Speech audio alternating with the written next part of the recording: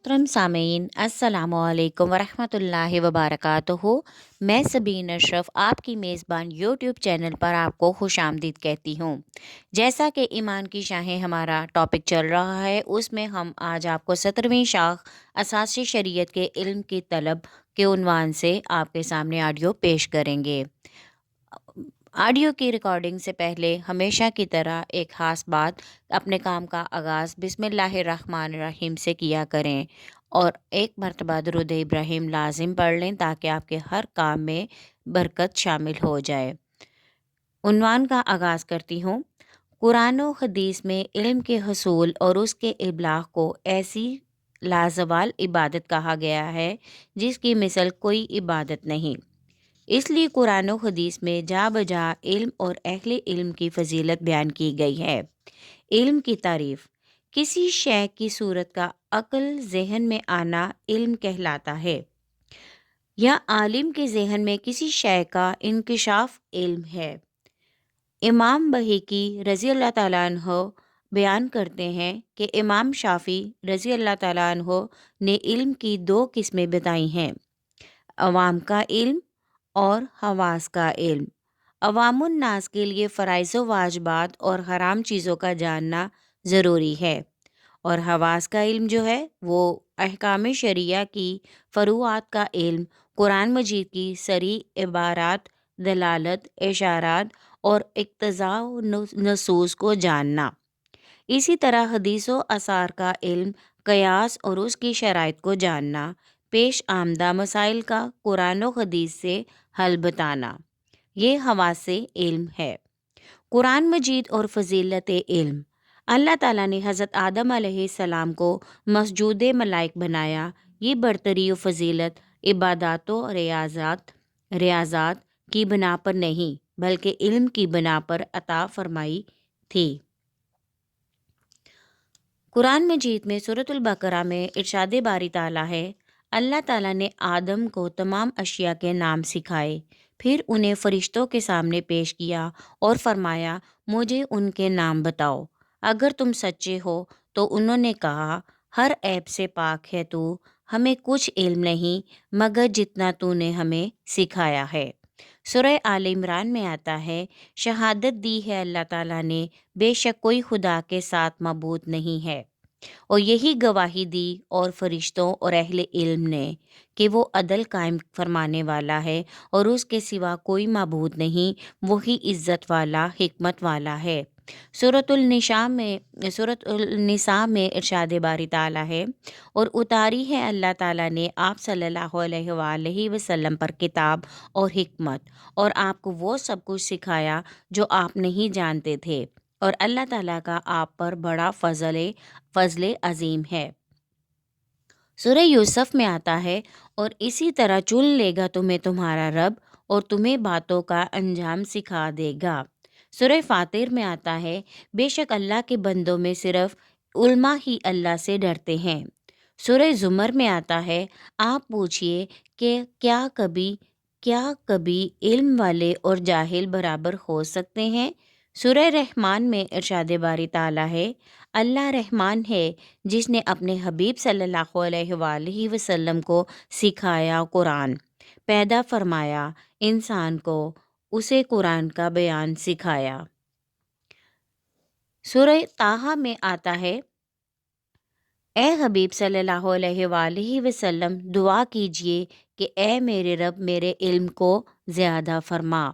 सूरह मुजादला में इरशाद बारी ताला है, अल्लाह ताला तुम में से अहले ईमान के और अहले इल्म के दर्जात बुलंद फरमा देगा। फ़जीलत इल्म अहदीस की रोशनी में बयान कर रही हूँ। ये मैंने आपके सामने कुरान मजीद की मुख्तलिफ़ आयात के तराजुम बयान किए हैं। अब आपके सामने अहदीस बयान कर रही हूँ। हज़रत मुआविया रज़ी अल्लाह ताला अन्हु से रवायत है कि रसूलुल्लाह सल्लल्लाहु अलैहि वसल्लम ने फरमाया, अल्लाह ताला जिसके लिए खैर का इरादा कर रखता है उसको दीन की समझ अता फरमा देता है। हज़रत अब्दुल्ला बिन मसूद रज़ी अल्लाह ताला अन्हु से रवायत है कि नबी पाक सल्लल्लाहु अलैहि वसल्लम ने फरमाया, सिर्फ़ दो चीज़ों पर रश्क करना مستحسن ہے۔ ایک شخص کو اللہ نے مال دیا ہو اور وہ نیکی کے راستے پر خرچ کرتا ہو، اور ایک شخص کو اللہ تعالیٰ نے علم و حکمت دی ہو اور وہ اس کے مطابق فیصلے کرے اور اس کی تعلیم دے۔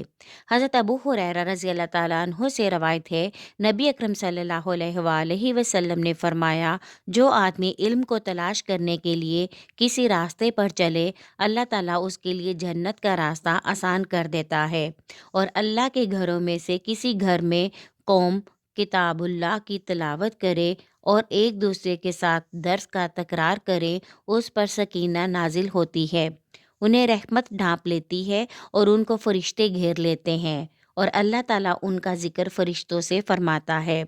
حضرت انس رضی اللہ تعالیٰ عنہ سے روایت ہے، حضور نبی پاک صلی اللہ علیہ وآلہ وسلم نے فرمایا، جو شخص علم کی طلب میں نکلے وہ لوٹ کر آنے تک اللہ کے راستے میں ہے۔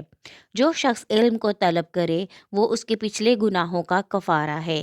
ایک دفعہ آپ صلی اللہ علیہ وآلہ وسلم نے فرمایا، مشرق کی طرف سے کچھ لوگ تمہارے پاس علم حاصل کرنے آئیں گے، جب وہ تمہارے پاس آئیں تو ان کے ساتھ خیر خواہی کرنا۔ ایک فقیہ شیطان پر 1000 عابدوں سے زیادہ باری ہے۔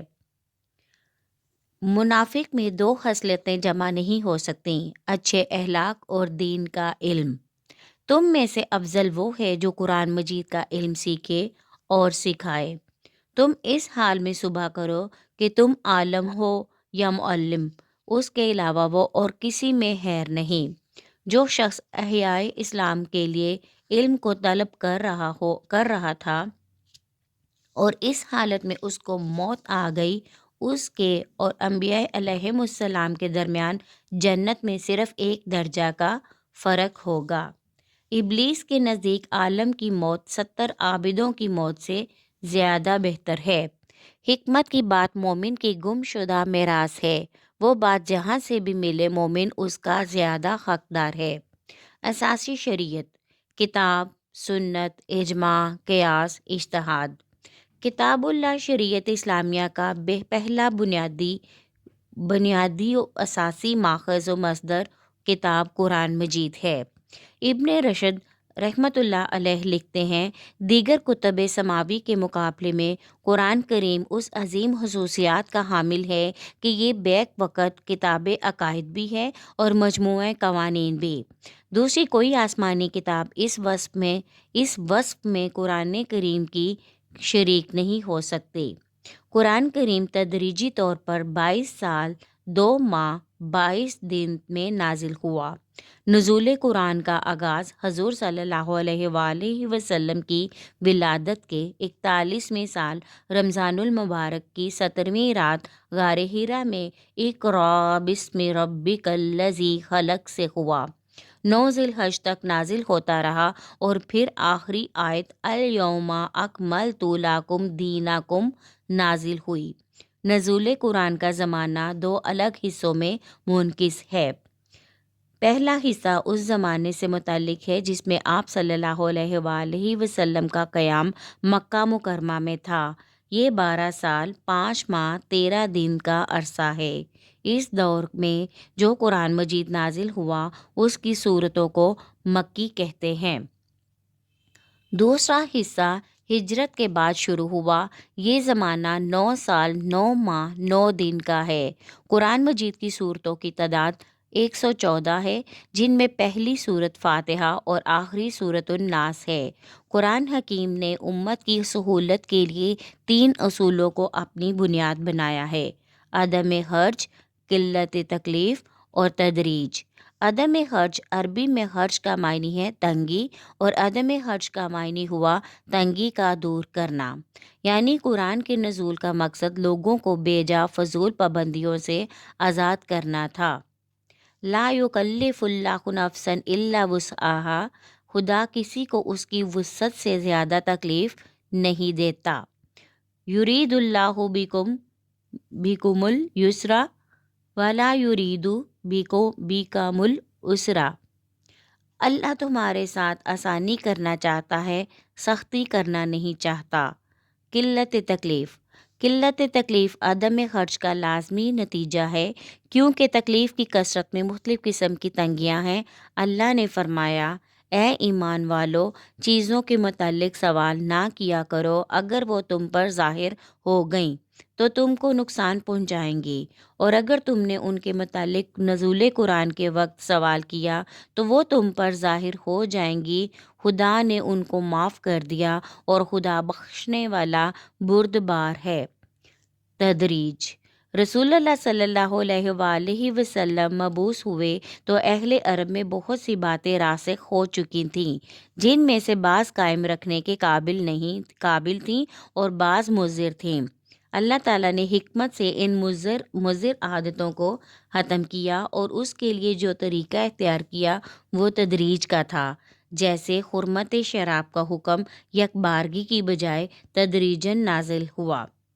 سنت رسول صلی اللہ علیہ وآلہ وسلم۔ سنت کا اطلاق رسول اللہ صلی اللہ علیہ وآلہ وسلم کے ہر اس قول پر ہوتا ہے جو آپ صلی اللہ علیہ وآلہ وسلم نے فرمایا ہو، اور ہر اس فعل پر جو آپ صلی اللہ علیہ وآلہ وسلم نے کیا ہو، اور ہر اس کام پر جس کی آپ صلی اللہ علیہ وآلہ وسلم نے اجازت دی ہو۔ سنت کی یہی 3 قسمیں ہیں: نمبر 1، سنت قولی، سنت فعلی اور سنت تقریری۔ شریعت اسلامیہ کا اولین ماخذ قرآن ہے، لیکن یہ احکام الہی کو اجمالی طور پر پیش کرتا ہے۔ اس اجمال کا تفصیل و تشریح و توضیح ہمیں سنت میں ملتی ہے، جیسا کہ قرآن مجید نے خود فرمایا۔ سورہ نمل میں آتا ہے، اور ہم نے آپ صلی اللہ علیہ وآلہ وسلم پر قرآن اتارا ہے تاکہ آپ صلی اللہ علیہ وآلہ وسلم لوگوں کے لیے اس چیز کو واضح طور پر کھول کر بیان کریں۔ سورہ حشر میں آتا ہے، حدیث اور سنت شارح قرآن ہے، چنانچہ آپ صلی اللہ علیہ وآلہ وسلم نے فرمایا، تم اس طرح نماز پڑھو جیسے مجھے پڑھتے دیکھتے ہو۔ اجماع: کتاب و سنت کے بعد تیسرا ماخذ اجماع ہے۔ اجماع کے لغوی معنی عزم و اتفاق ہے۔ شرعی اصطلاح میں کسی زمانے میں تمام مجتہدین اور علماء کا کسی فیصلے پر متفق ہو جانا اجماع کہلاتا ہے۔ اجماع میں وہ علماء و فقہا حصہ لے سکتے ہیں جن میں مندرجہ ذیل صفات ہیں۔ مجتہد کو اصول و فروع دونوں فقہی شاخوں سے پوری طرح واقف ہونا چاہیے۔ احادیث نبوی سے واقفیت ہو، صحیح کو غیر صحیح اور متواتر و مشہور کو آحاد سے تمیز کر سکتا ہو۔ اس بات کا پورا علم ہو کہ قیاس کے طریقے سے استنباط کرنے کے اصول و قواعد کیا ہیں۔ ملک کے رسم و رواج اور لوگوں کی عادات سے واقف ہو۔ شرائط اجماع: اجماع کا تعلق صرف فروعی مسائل سے ہوتا ہے، اصول دین یعنی عقائد سے نہیں۔ اس مسئلے کے متعلق کسی صحابی نے اختلاف رائے کا اظہار نہ کیا ہو، یا کسی مجتہد نے اس اجماع کے منعقد ہونے سے پہلے اس کے خلاف کوئی رائے قائم نہ کی ہو۔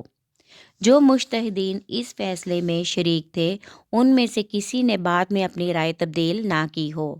مذکورہ فیصلہ زبان زد عام یا کم از کم مشہور و معروف ہو، وہ قرآن کی کسی صریح نص یا کسی حدیث متواتر یا حدیث مشہور پر مبنی ہو، وہ اجماع باضابطہ طور پر منعقد ہوا ہو۔ قیاس: شریعت اسلامیہ کا چوتھا ماخذ قیاس ہے۔ اس کے لغوی معنی اندازہ کرنے کے ہیں، لیکن شرعاً اس سے مراد یہ ہے کہ کسی مسئلے کو جس کا حکم کتاب و سنت اور اجماع میں نہ ملے، اس کے مماثل کسی دوسرے مسئلے پر قیاس کر کے حکم لگانا جو تینوں شرعی ماخذ میں سے کسی ایک میں پایا گیا ہو۔ اس کی شرط یہ ہے کہ قیاس کیے جانے والے مسئلے اور جس پر قیاس کیا جائے دونوں کی علت غائی ایک ہو۔ اول الذکر کو مقیاس اور مؤخر الذکر کو مقیاس علیہ کہتے ہیں۔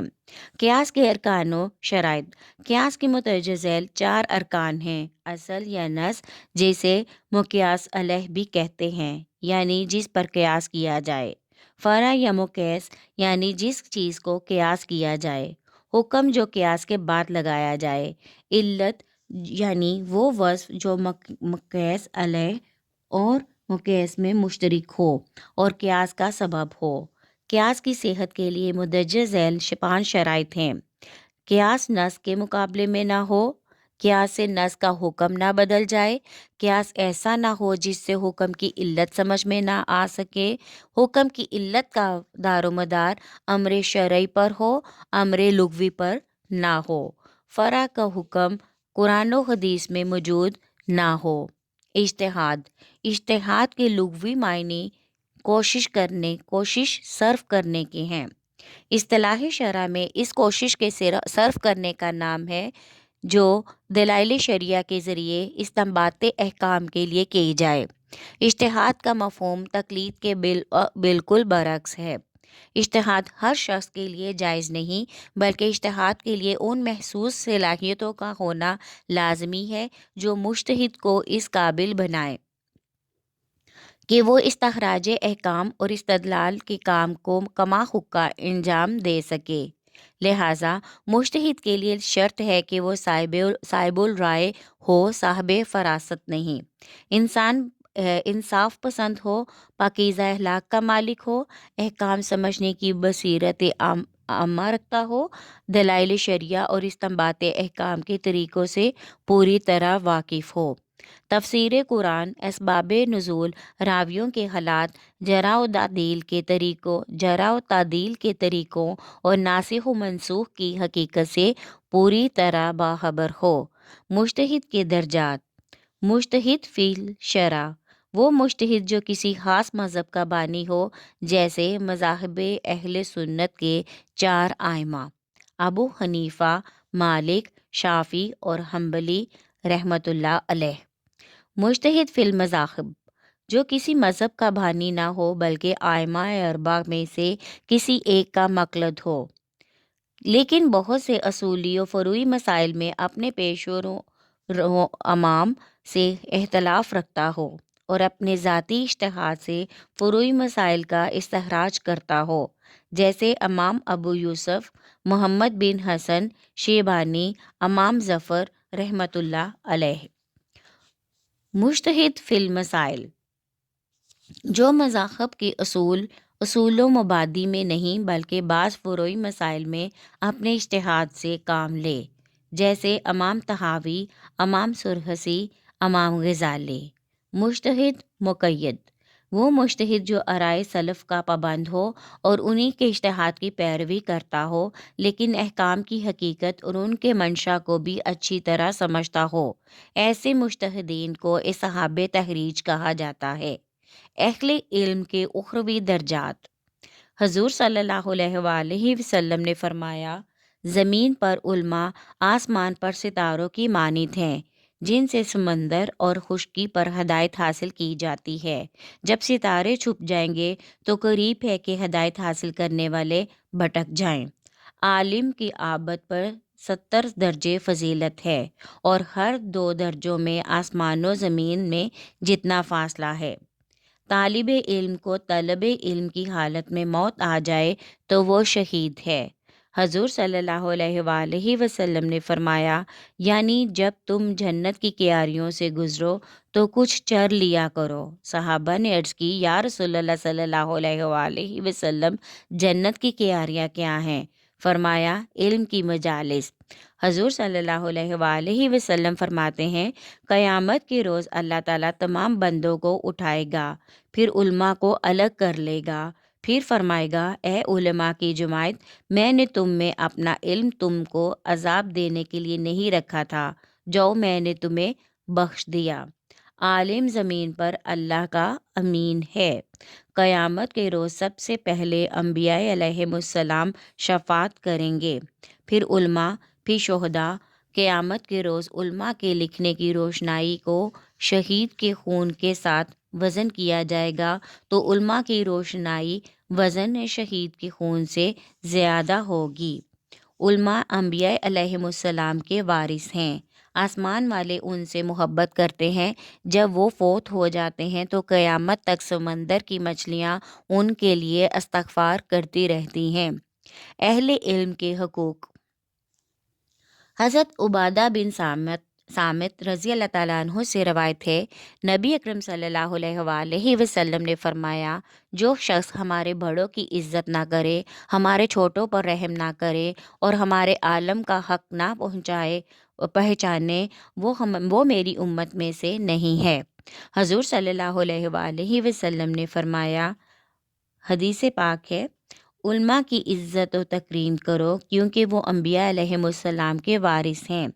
हजूर सल्लल्लाहु अलैहि वसल्लम की अहले इल्म को नसीहत।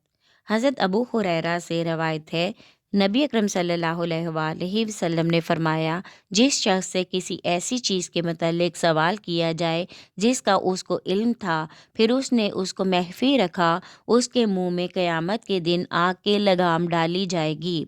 हज़रत काब बिन मालिक रज़ी अल्लाह ताला अन्हु से मरवी है, रसूल पाक सल्लल्लाहु अलैहि वसल्लम ने फरमाया, जिसने उल्मा पर फ़ख्र करने, जाहिलों से बहस करने और लोगों को अपनी तरफ राग़िब करने के लिए इल्म को तलब किया, अल्लाह ताला उसे जहन्नुम में दाखिल करेगा।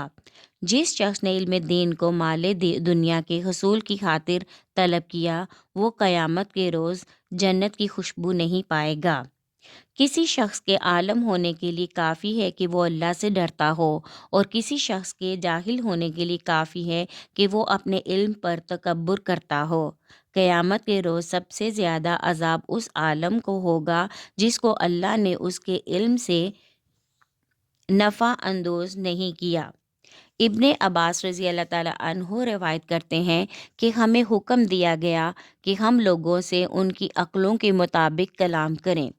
हकीकी इल्म, ज़्यादा बातें बनाना इल्म नहीं बल्कि उससे खशियत को इल्म कहते हैं।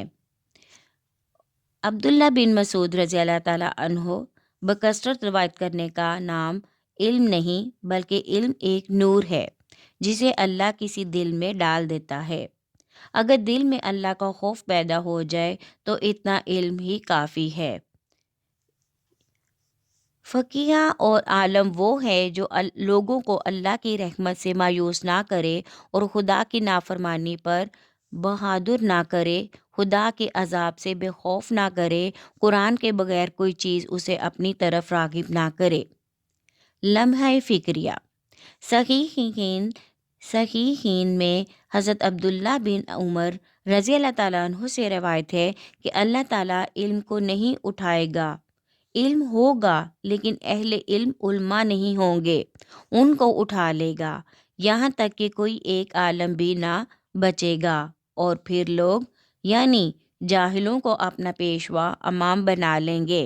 लोग उनसे सवालात पूछेंगे, वो पेशवा बग़ैर इल्म के फतवे सादिर फरमाएंगे, खुद भी गुमराह होंगे, दूसरों को भी गुमराह करेंगे। आजकल मुआशरे में नज़र दौड़ाएं तो हर जगह यही हाल नज़र आता है कि हर शख्स अपनी असलियत व हकीकत को छुपा रहा है। जो नहीं वो ज़ाहिर करता है और जो वो है उसे छुपाता है।